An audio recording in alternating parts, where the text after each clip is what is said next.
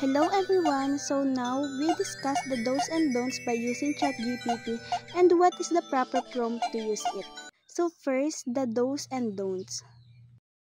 The do's are paraphrase, generate idea, get feedback, create title, find sources, and expand an essay. Don'ts are write the entire essay, copy without editing, violate the academic integrity policy, and skip proofreading. Isa ka pa rin ba sa ganito mag-type sa ChatGPT? Here's the proper prompt. I am currently writing an essay on the cause of the World War II.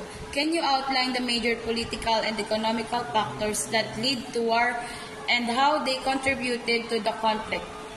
Pagka-type natin, ay mabilis itong magbibigay agad ng information tungkol sa World War II. So, para makakuha tayo ng ideya sa dahilan ng pagtatag ng World War II, first is, ilalagay lang natin ang hanapin ng ideya at sa pag-search. Another example, I want you to act as a teacher. Can you give me a summary of what I should study if I want to learn more about Dr. Rosensan?